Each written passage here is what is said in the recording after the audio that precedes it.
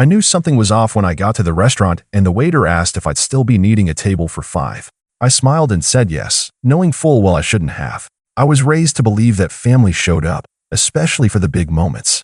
But there I was, in a corner booth near the window, fiddling with the napkin and checking my phone every 10 seconds like some rookie on a first date. I even laughed to myself, trying to play it cool. "They're just late," I muttered under my breath, as I ordered a drink I didn't really want. "My name's Eric, I'm 33, and after nearly a decade of busting my back in the same mid-sized firm, I finally got the promotion I've been chasing for years. Senior Project Director. It wasn't just a title, it was validation. It was all the nights I worked past midnight while my friends were out. It was every weekend I said no to a beer so I could finish another report. It was stability. It was progress. It was mine. And I wanted to share it with the people who said they believed in me. My mom, my brother Jordan, my cousin Michelle, and Uncle Ray. That was the short list. The ones who said they were so proud of me last Christmas. The ones who cried when I bought Mom a car she could rely on and covered the mortgage when Dad passed. The same people who told me, "You're the glue holding us together." 2 hours passed. No calls. No texts. The only thing lighting up my phone was a notification from my banking app showing the restaurant tab climbing steadily. I told the waiter to bring out the entrees. I was too embarrassed to leave now, too stubborn to admit they'd bailed. It was when I took the first bite of my steak, trying to pretend I wasn't sitting in an empty booth, that my phone buzzed again. Family night out for the real success story. Attached was a group photo. Smiling faces. Wine glasses. My mom. My brother. Michelle. Uncle Ray. All dressed up at some beachside grill.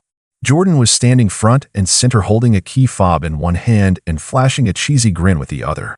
Behind him, a shiny new jet ski on a trailer. The caption? "He earned this. So proud of you, bro." I stared at that photo for what felt like 10 minutes.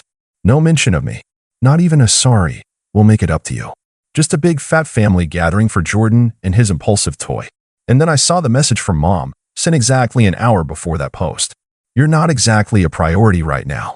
We'll catch up soon. Enjoy your dinner."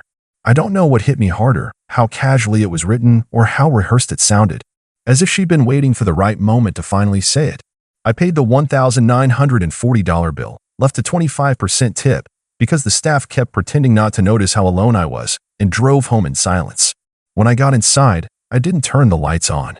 I just sat at the edge of my bed, phone in hand, going through memory after memory like a silent slideshow. Every grocery bill I covered. Every "I'll pay you back next week" that never happened. Every emergency call that ended with me wiring money, just until things stabilize. Every time Mom told me Jordan was just figuring himself out. Every lie I told myself that I wasn't being used.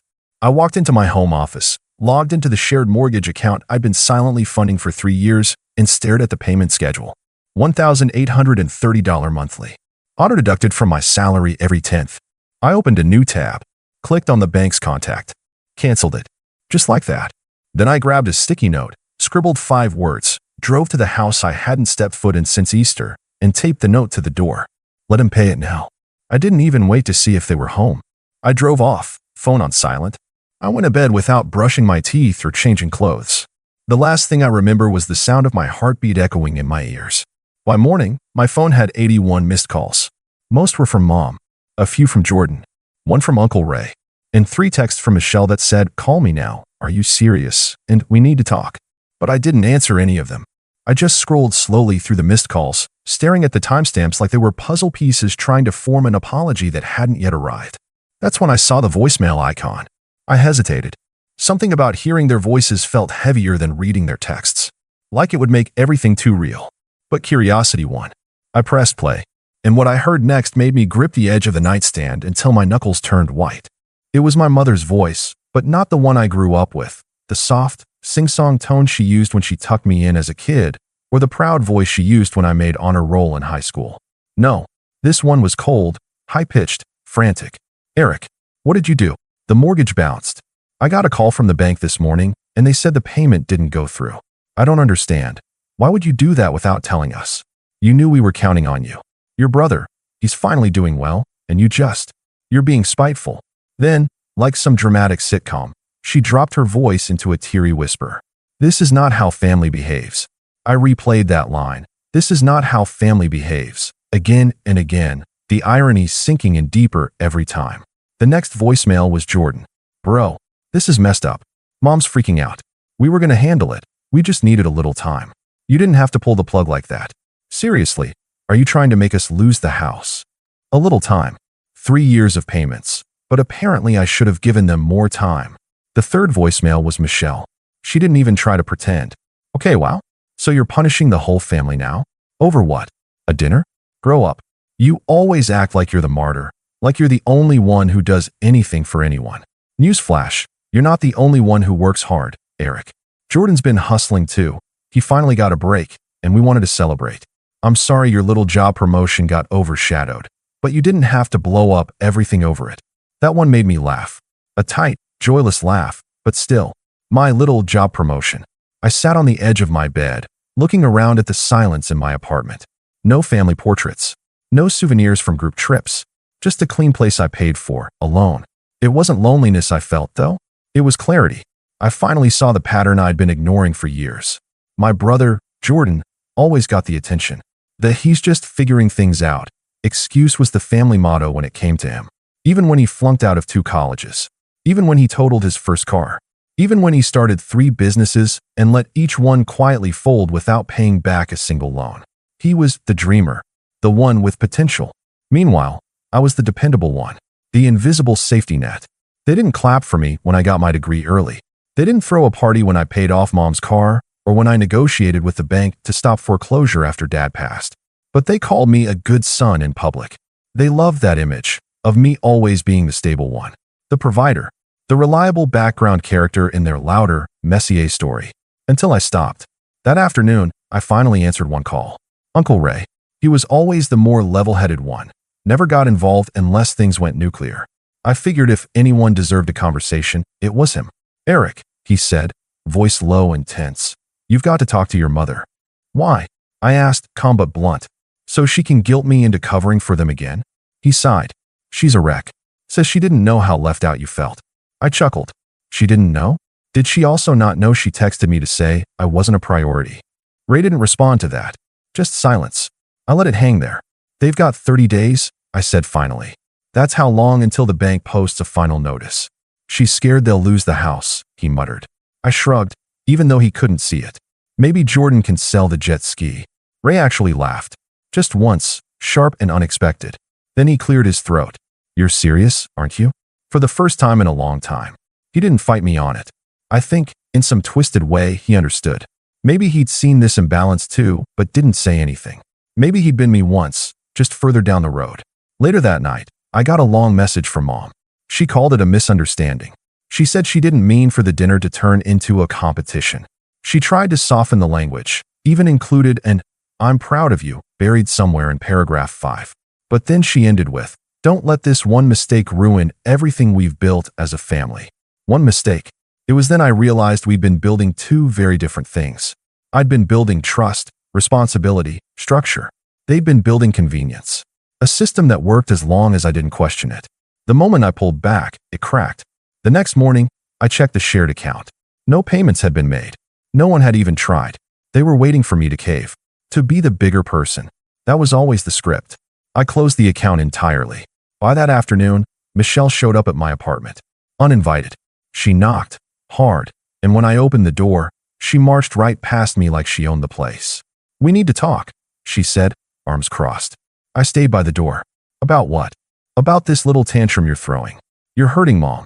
I stared at her. Hurting her? She texted me mid-dinner to tell me I wasn't a priority. While celebrating Jordan. The guy who hasn't paid for a meal in years. He bought a jet ski, she shouted. He's doing something for himself. That's not a crime. No, I said slowly. But pretending like that's some grand achievement while dismissing everything I've done for the family? That's the problem. She glared at me, eyes sharp. You always act like you're the victim. No, I'm done being the sucker. She scoffed. They're your family. They were, I said quietly. Now they're just people I used to pay for. That was when the shouting outside began. Jordan, in the parking lot, pacing next to Mom's car. I watched him through the window, rubbing his hands through his hair, yelling into his phone. I didn't need to hear the words. I could guess every one. And I didn't move. Because for once, I wasn't going to be the one who cleaned it all up. Michelle didn't leave right away. She stood there, staring at me like she was trying to find the old version of me. The one who would have apologized by now. Maybe even offered to transfer a partial payment just to ease the tension. I waited, arms crossed, saying nothing.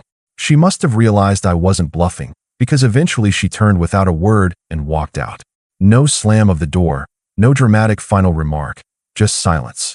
It was a strange kind of calm after she left. Not peace exactly, more like stillness after a long storm, where you're not sure if the skies have cleared or if another wave is coming. I made coffee. I sat on my balcony. I watched the same neighbors walk their same dogs in their same routines. But my world had shifted. That afternoon, I got a text from my old friend Cam. He'd been my roommate back in college, knew my family dynamic better than most, though he'd only ever seen the tip of the iceberg. Dude, you okay? Your mom just called my mom. Said you're having a breakdown.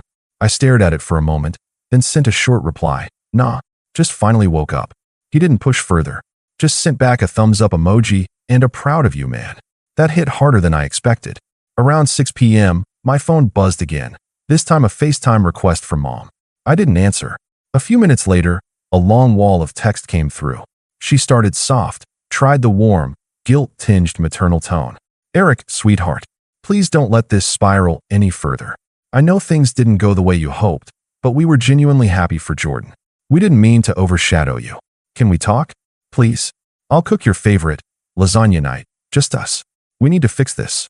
Then, almost like flipping a switch, the second paragraph turned sharp. But canceling the mortgage was reckless. You put us all in jeopardy. You had no right to make a unilateral decision about the house, especially when you've been covering it voluntarily. This wasn't your burden to drop. Voluntarily.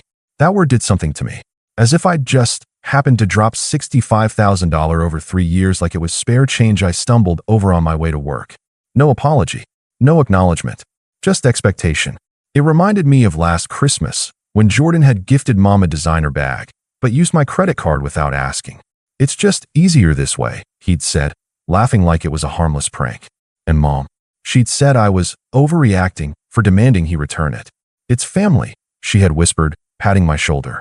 You always help. It's just who you are. But maybe it didn't have to be. Later that evening, I was scrolling through emails when a new one popped up. Subject line: Notice of payment failure. Final warning. I opened it.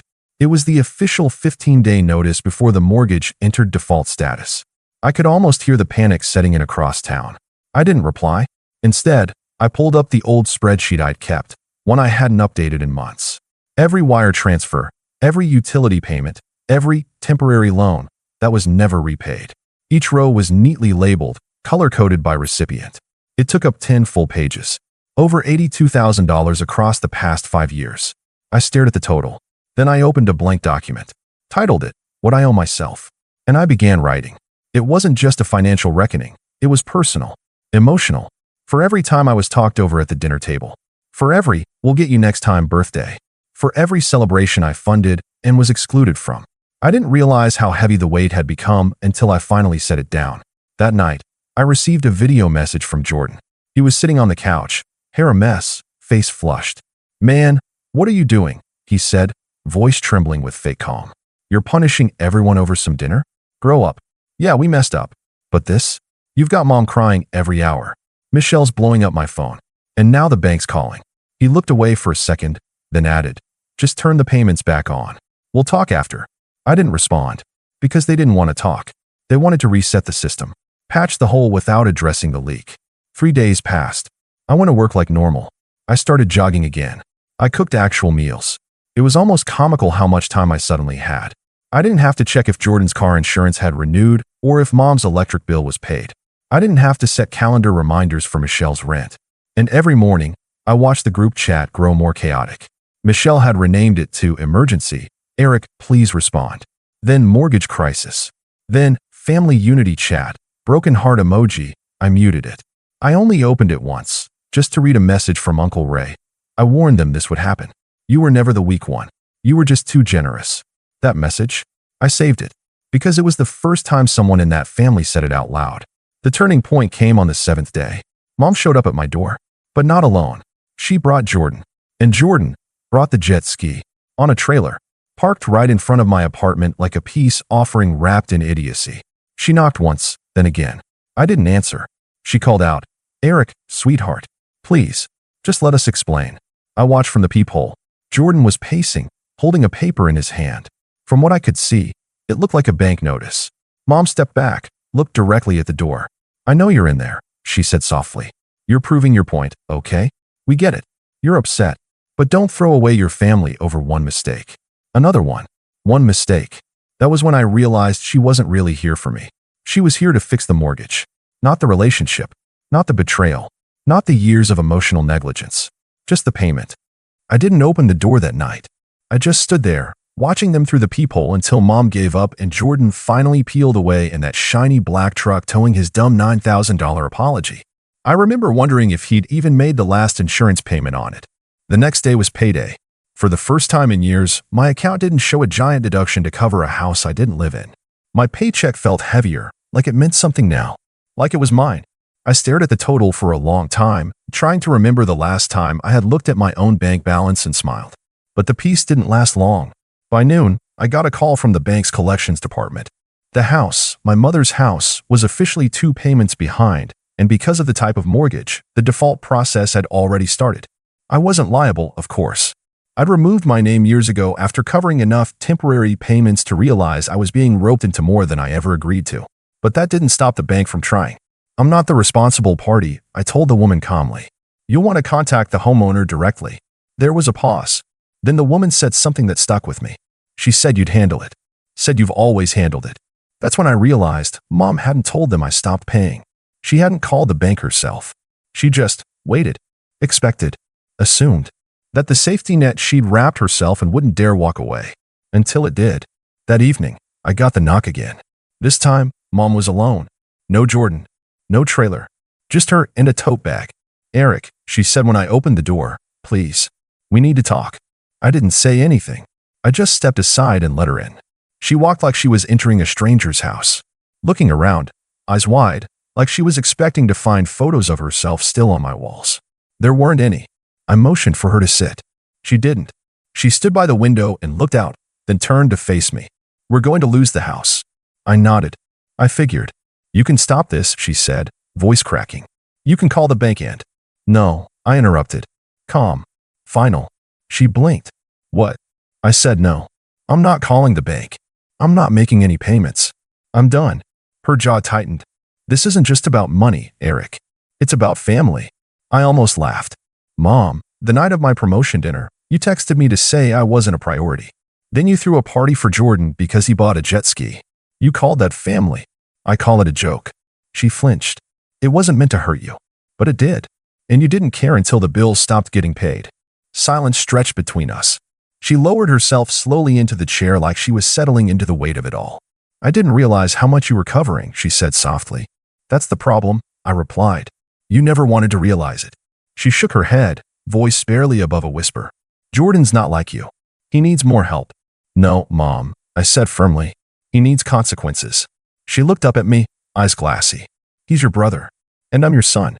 She stared at me, and for once, there was no defense, no script, no guilt trip, just the empty echo of truth sitting heavy between us.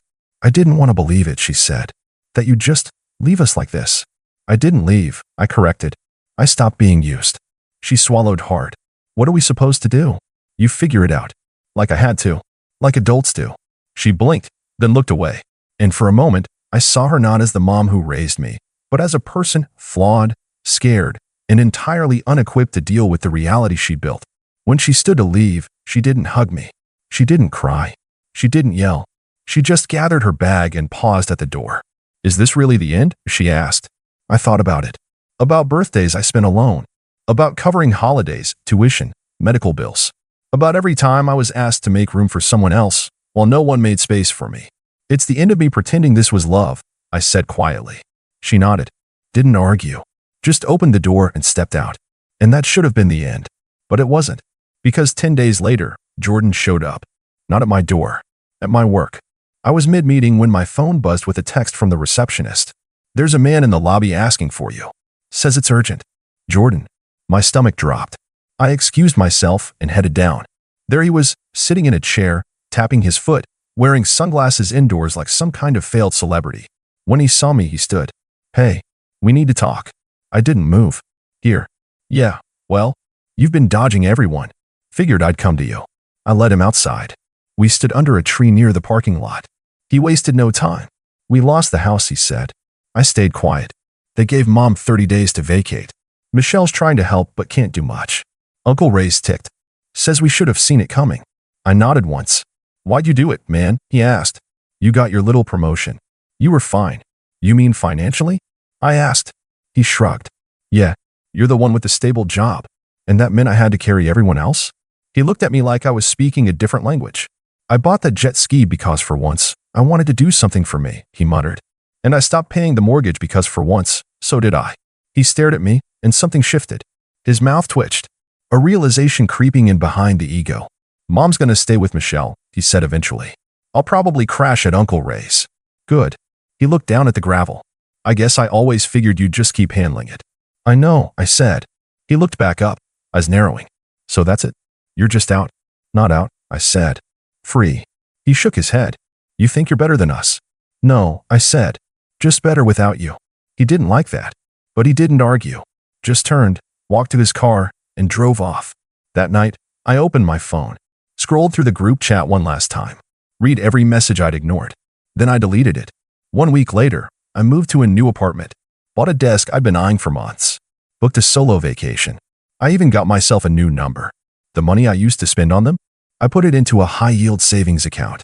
The time I used to spend worrying, I spent reading, hiking, sleeping in. And the guilt? Gone. Because sometimes the cruelest thing you can do to someone who's used to leaning on you is stand up and walk away. For good.